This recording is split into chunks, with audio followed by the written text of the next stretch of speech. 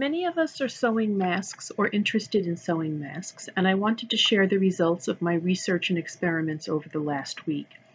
This is the mask I developed after watching many videos and reading many blog posts, and I will post my sources below. It incorporates pleats that expand to fit around the face and cotton ties instead of elastic, which will withstand the heat and rough treatment of industrial washers and dryers without wearing out. The ties are sewn in on an angle so they tilt upwards when tied for ease of use and comfort for the wearer. I inserted a piece of wire, in this case a twist tie, but you could also use 18 gauge wire, preferably copper, because it won't rust. And if you do that, just twist the ends in so it doesn't cut through the fabric. This is important because it helps the mask to fit securely around the face.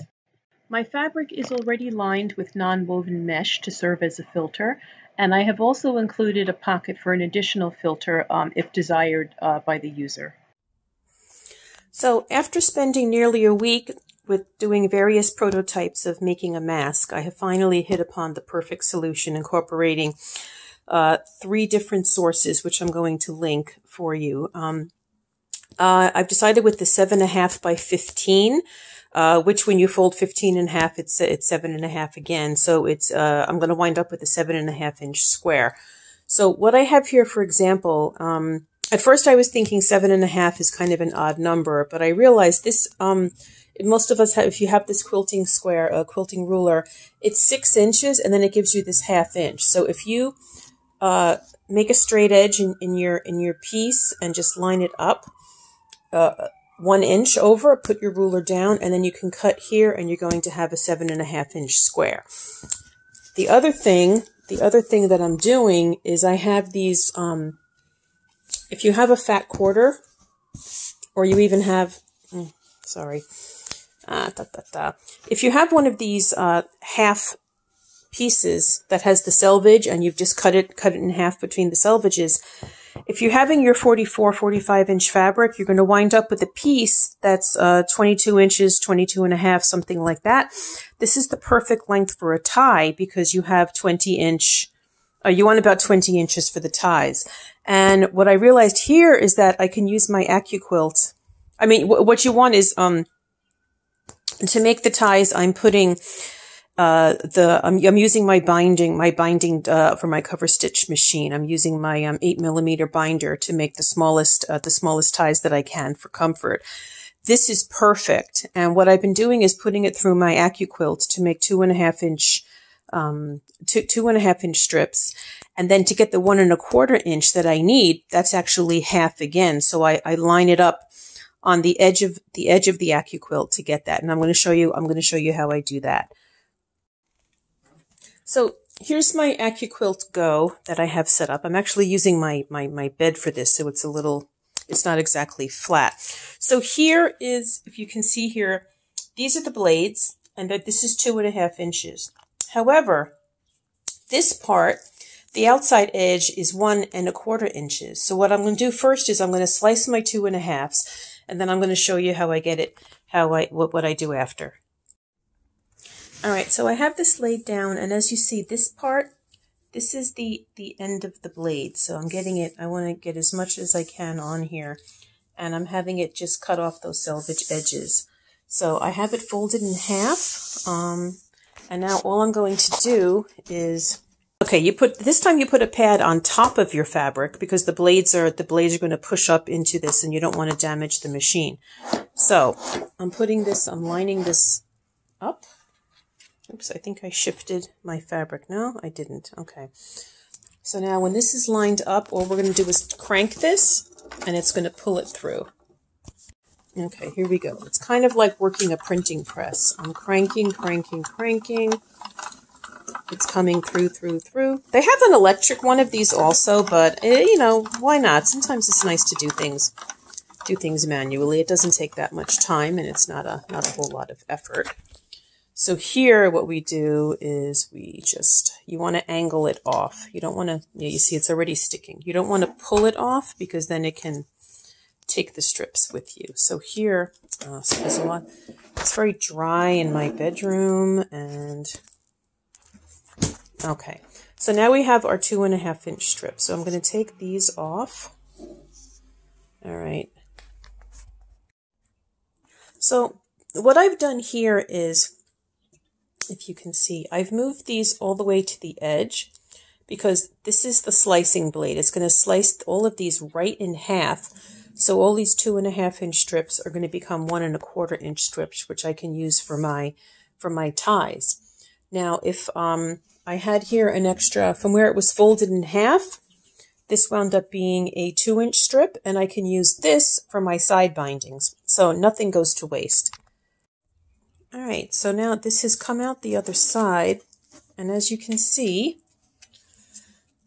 all my 2.5 inch strips have been cut in half now, and now these guys are all 1.25.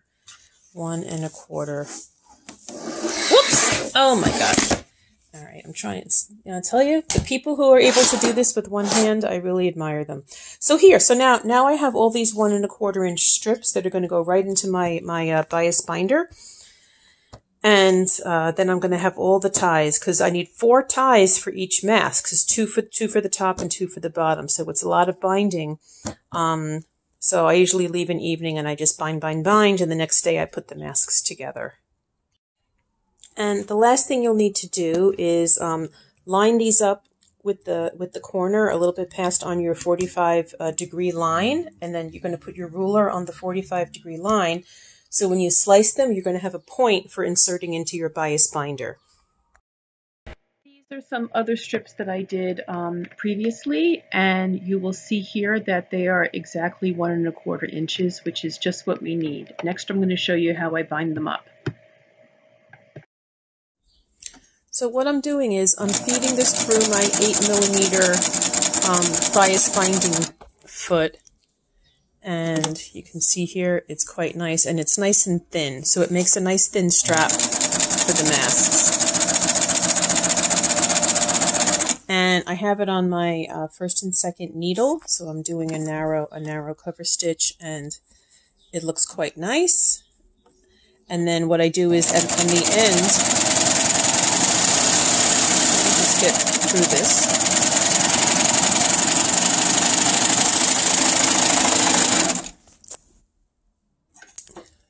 Actually, I'll show you one that's done already. So here's one that's done. On this end that comes off the machine, I knot it, and I use this end because it has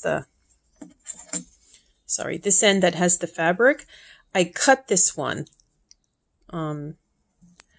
I cut these so that they're ready to go.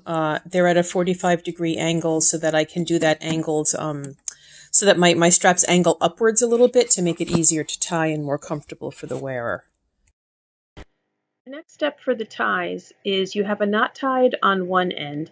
The other end that had the selvage edges on it that went into the binder first, you're just going to snip them on an angle, 2 of them pointing in one direction and 2 of them pointing in the opposite direction. So when you stitch them down, they're going to be angling up when you tie them. So the next step is cutting the non-woven mesh filter. In this case, I'm using Fusible Interfacing, which if you have it in the house, you already have your non-woven mesh. If it's the sew-in type, that's fine also. I'm using the lightweight because obviously we still want people to be able to breathe comfortably through this. So this is 20 inches wide. So 6 times 3 is 18. So I can definitely get at least 3 masks. So I'm going to go to the 15 inches here, and then I'm going to cut these. I'm going to divide the 20 inches into 3. I might be a little short on that. I mean, I might have a little too much because I want to have about maybe 1/4 to 1/2 inch border around my main fabric, just so that I don't damage my my ironing board or my iron with the glue. So just keep that in mind when you're doing your measuring. Lastly, to make this easier for cutting, because I'm cutting in thirds, I folded this into quarters, and I've laid it on my board with the open ends to the edge. So when I cut here at 6 1/4, I'm still going to have 1, 2, 3 and a bit. When that opens up, that's going to be at the 3rd one. So it can save on some cutting. And I'm folding it in half here, and when it opens, it's going to be the full 15 inches. After you have your two 6.5-inch strips, you're going to have one strip that's 7 inches, and all you need to do is just slice off a 1/2 inch of there, and you can see how beautifully it sits on your fabric ready to iron on.